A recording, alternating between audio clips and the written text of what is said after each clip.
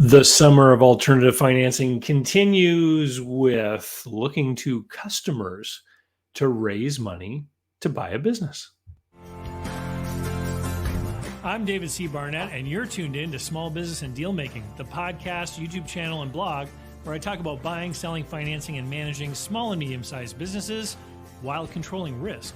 So if you're looking to take control of your future through buying a business one day, or if you already own a business and you're looking to grow or exit, you've come to the right place. I talk about interesting things, I talk to interesting people, and I answer your questions every week right here. So be sure to hit like and be sure to hit subscribe, and let's get to it. All right, everyone. All summer long, I'm doing this series on alternative financing. It's basically ways that you can raise money for as large a down payment as possible to then try to get a seller to carry the balance. It's basically, how can we do these acquisition deals without using the bank? Okay. And it was suggested by Neil over on Twitter. And if you want to join me on Twitter, my handle is dbarnettmoncton. If you just look up David Barnett Small Business, I'm sure you'll find me. And so today we're going to be talking about getting money from customers and how you might be able to do that when you're acquiring a business. And for a lot of these alternatives, I've learned these over the course of time. And many of them were presented to me in a way that was like, well, here's an amazing story of this one person who pulled off this amazing thing. And then I'll hear other people basically telling the same stories, but they'll be like, this is how you can do it. And this is how everyone can do it. And this is an easy way you can do it. And most of these alternatives, not simple and easy, especially the one I'm going to be talking about today, especially for the acquisition of an existing business. Although some of these things might be easier if you were like trying to raise money starting a business. And so we'll touch on that a little bit more as I get through some of these concepts. So what are we talking about? We're talking about selling privilege or pre-selling to people so that you can raise money today to help you get underway or help you buy a business. And then you owe something, just like any loan. But in this case, you're going to owe something to your customers. Okay. So let's look at a classic example of this. So classic example number one, the gym. So gym sells annual memberships. They collect the money today. Let's say that they sell a gym membership for $120 for 1 year. Okay. So when that money comes in, the gym now owes that person 12 months of training.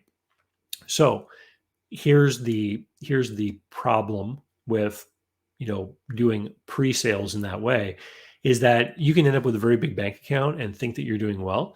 And in reality, that money needs to be spread out over the 12 months that you're going to provide service to your customers.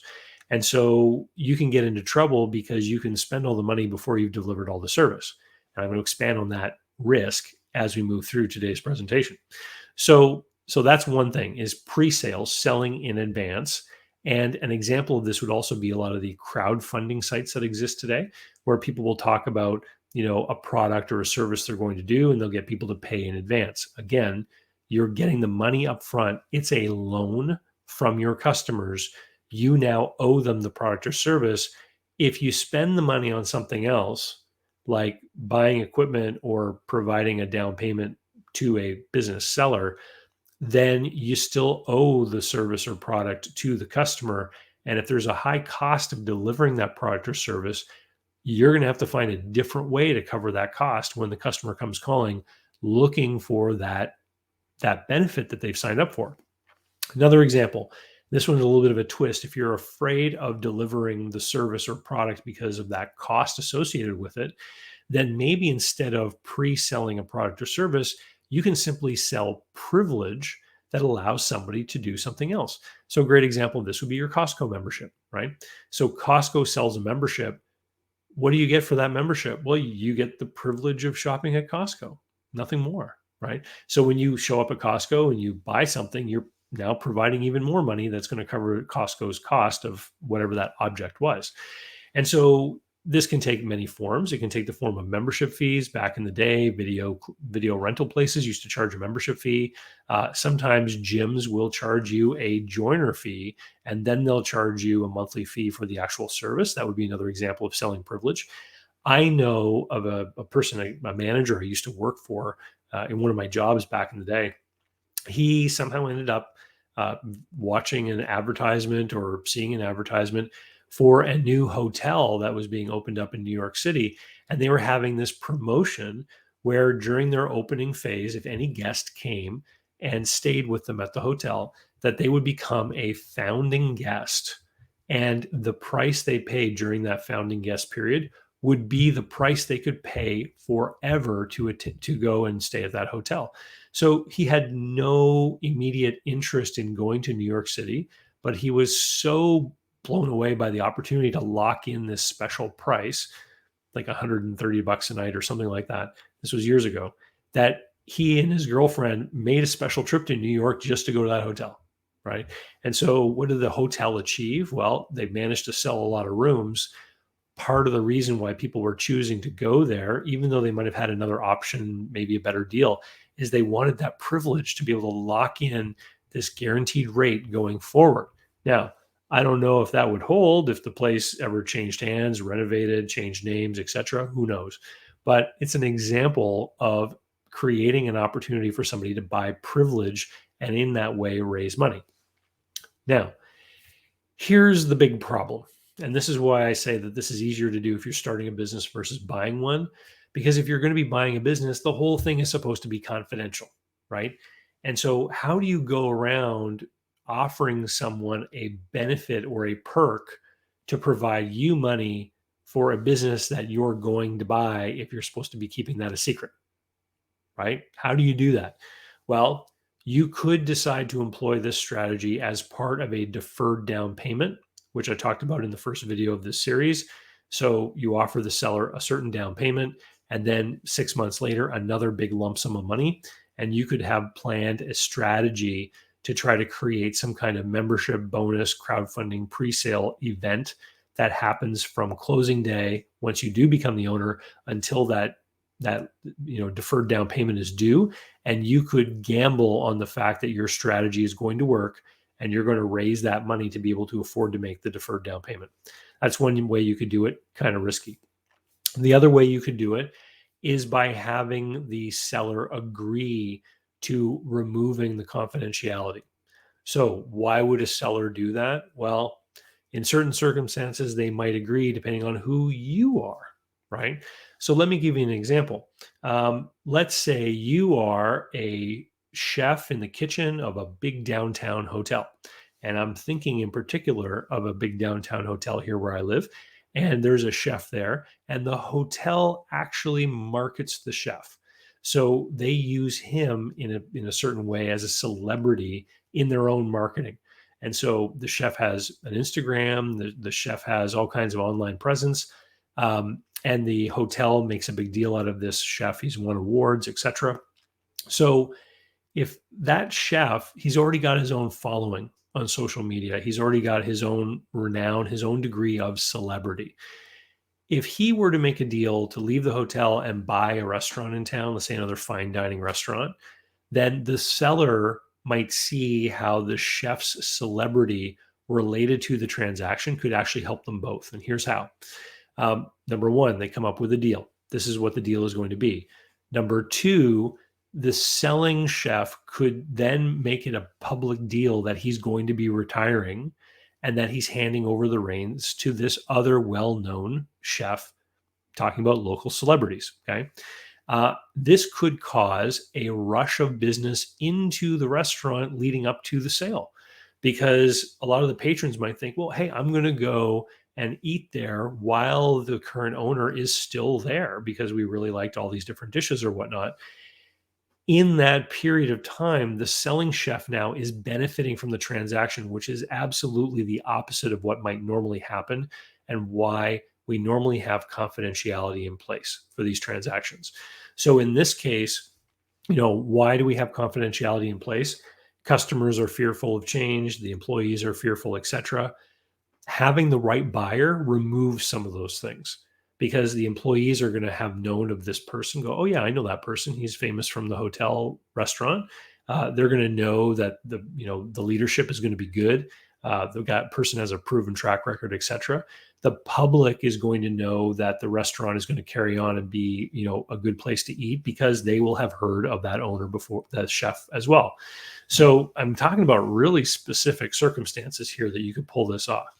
So not only will the seller benefit from people wanting to come and be a part of this retirement exit, the buying person can then do some kind of pre-sale, privilege sale, etc., around his takeover of the restaurant. So what could you do? Well, you could say, you know, because I'm taking over, here is a great promotion I'm doing. If you want to buy, $500 worth of gift cards to the restaurant that will be honored after I take over, then you can buy them for $400 today, for example. So what are you doing? You're doing a pre-sale at a discount, creating an incentive for somebody to buy that gift card, right? All of that, those gift cards are being sold by the buyer. All of that money is going to the buyer, helping to build the pool of money that the buyer can use to then acquire the business. Okay. Now, when it comes time for those people to redeem those gift cards, that money's gone, which means the expense of serving those customers is going to have to be swallowed in some other way. In a restaurant, the food cost, the direct cost is quite low. And so the other patrons coming in and buying their meals are probably going to create enough cash flow to cover the cost of the food that is going to be incurred when that individual comes in with their gift card.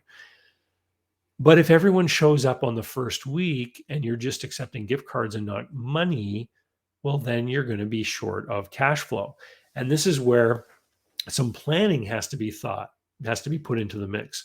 So instead of offering a $500 gift card at a discount, maybe you'd offer something even more spectacular with conditions like for $2,000, you can have a $200 per month dining credit over the first year I'm the owner.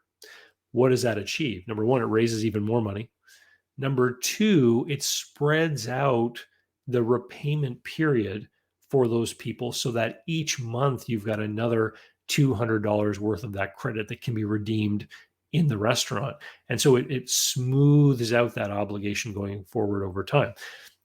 If you are like contemplating something like this, you really need to have an adequate cash flow forecast. And I would highly recommend you head over to bizplanschool.com. That's bizplanschool.com or bizschool.com, bizplanschool.com if you're in Canada or the UK. I think they say Z too.